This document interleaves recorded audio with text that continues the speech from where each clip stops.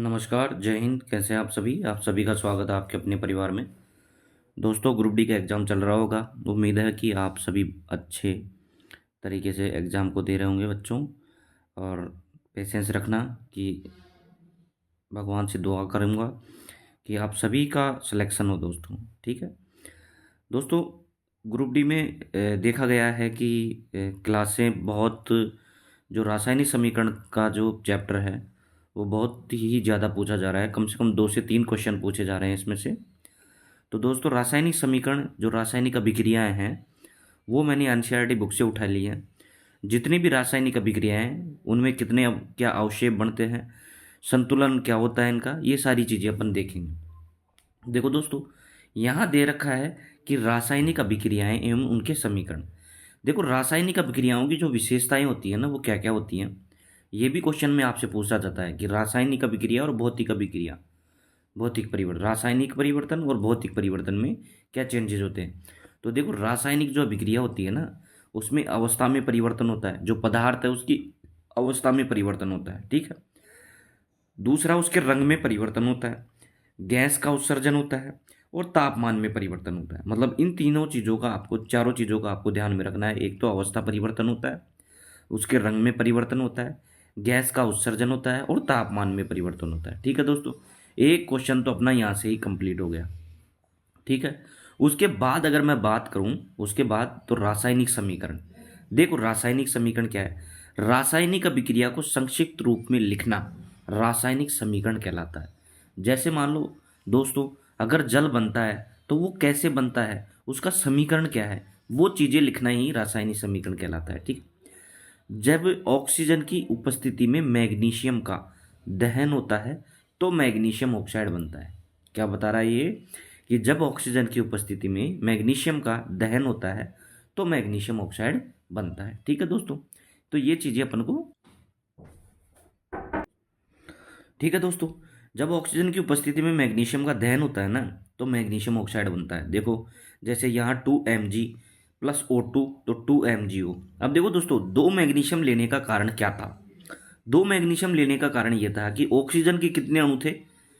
2 थे। ठीक है, इसलिए हमें 2 मैग्नीशियम लेना जरूरी था। तो जब मैग्नीशियम ऑक्सीजन की उपस्थिति में मैग्नीशियम का दहन करेंगे तो क्या बनेगा? मैग्नीशियम ऑक्साइड बनेगा।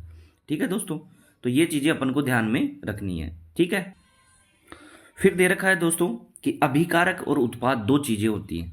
एक अभिकारक बनता है, एक उत्पाद रहता है, और एक अभिकारक। अभिकारक कौन सा होता है? जो बाईं तरफ, यानी अब तक जो रासायनिक समीकरण है, अभिक्रिया संपन्न नहीं हुई, तो वो बाईं तरफ का क्या होगा? अभिकारक होगा।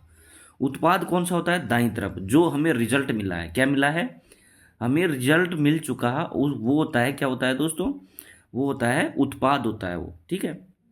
जैसे 2 Mg+O2, तो 2 MgO, यानी इस पार्ट को तो अपन क्या कहेंगे? ये पार्ट तो है अभिकारक। क्या है? अभिकारक। ठीक है। और ये जो पार्ट है इसको क्या कहेंगे अपन? उत्पाद। ठीक है। जब ऑक्सीजन की उपस्थिति में मैग्नीशियम का दहन हुआ और हमें मिला मैग्नीशियम ऑक्साइड, तो जो मैग्नीशियम ऑक्साइड है वो क्या है? उत्पाद है दोस्तों। ठीक है।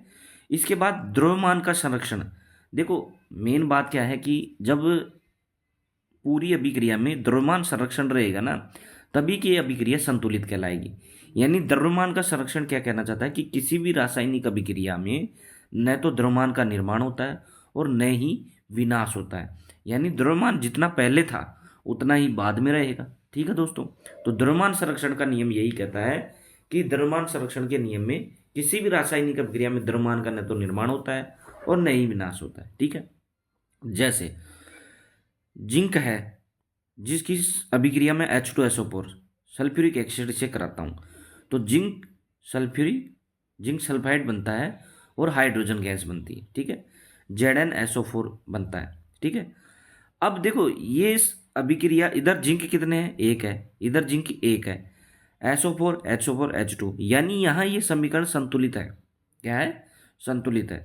जैसे एग्जाम्पल के तौर पे मैं आपको आगे बताऊं, आगे रासायनिक अभिक्रिया का संतुलन करना क्या कहलाता है।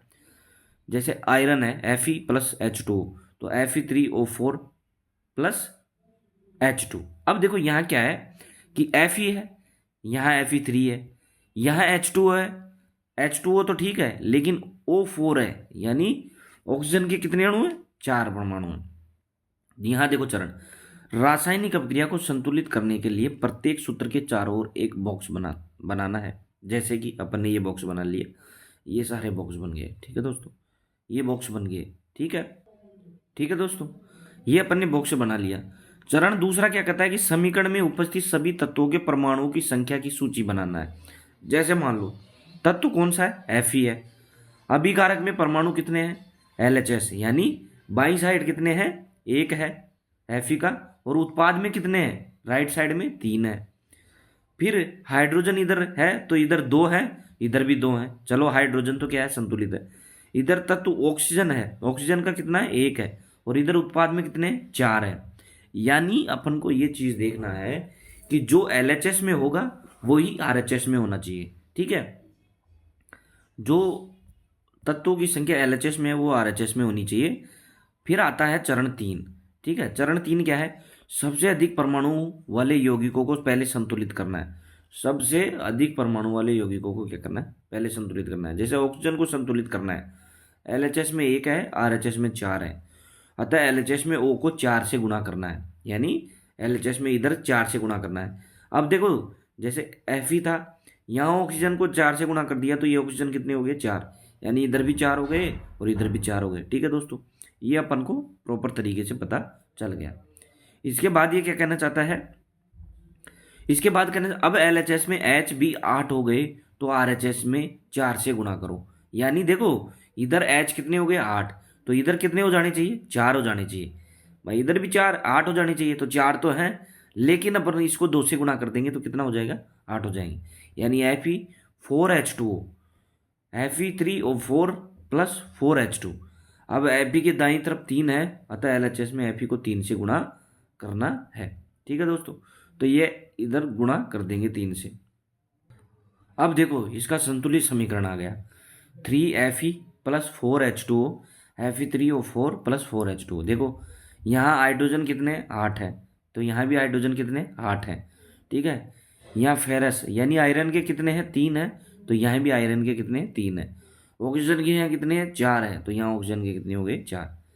भौतिक अवस्था के संकेत, ठोस, द्रव, गैस, ठीक है। अब भौतिक अवस्था होती है ना, उसके संकेत क्या क्या है? ठोस है, द्रव है, गैस है, और जलीय विलयन हो गया है, ठीक है दोस्तों। तो यहां देखो ये अपन ने ले ली, ये इक्वेशन ले ली अपन ने, 3Fe प्लस 4H2O, Fe3O4 4। ये अब देखो इसमें क्या क्या है भाई, जो सॉलिड अवस्था में है वो क्या है? यहां देखो आयरन था वो सॉलिड था, जल था, क्या था? जल गैसीय अवस्था में था, ठीक है। Fe3O4 सॉलिड अवस्था में बना, और H2 हाइड्रोजन गैसीय अवस्था में बन गई। यहाँ जल भाप के रूप में है, अतः H2O के साथ G लिखा गया है। G क्यों लिखा गया है? जल H2, यानी भाप का सूत्र भी क्या होता है? H2 होता है, इस वजह से हमने H2O लिखा गया। फिर बात आती है अभिक्रिया, H2 प्लस Cl2 यानी HCl। संतुलित समीकरण H2 प्लस Cl2 तो 2HCl हो गया, ठीक है। अभिक्रिया आती है, फिर एक और अभिक्रिया आती है, ये आ गई, देखो यहाँ अभिक्रिया BaCl, beryllium chloride plus aluminium sulphate के साथ अभिक्रिया करवाएंगे तो BaSO4 प्लस AlCl3 बनेगा, ठीक है। संतुलित समीकरण इसका है 3BlCl2 plus Al2SO4 3 plus 3BSO4 plus 2ACl, ठीक है। ये इसका संतुलित समीकरण हो गया, ठीक है। तो यहाँ देखो अभिक्रिया Na प्लस H2O, तो NaOH प्लस H2, तो इसका संतुलित समीकरण ये होगा 2Na plus 2H2O, 2NaOH plus H2O, ठीक है। BaCl2 Na2SO4 NaCl BaSO4, इस प्रकार इसका संतुलित समीकरण ये हो जाएगा यहाँ पे, ठीक है। तो यहाँ अपन ने ये संतुलित समीकरण देख लिया। फिर यहाँ देखो ये संतुलित समीकरण देखेंगे तो NaOH प्लस HCl, तो NaCl प्लस H2O, यानी सोडियम हाइड्रोक्साइड की अभिक्रिया अगर हाइड्रोक्सिल से करवाते हैं तो, ठीक है दोस्तों। यहाँ देखो ये अभिक्रिया पहले से ही संतुलित है, HNO3 प्लस CaOH का ट्वाइस, CaNO3 का ट्वाइस प्लस H2O, संतुलित समीकरण 2HNO3 plus CaOH, CaNO3 plus 2H2O, ठीक है। NaOH plus H2, Na2SO4 plus H2, संतुलित समीकरण ये हो गया इसका, ये इसका संतुलित समीकरण हो गया। ठीक है दोस्तों।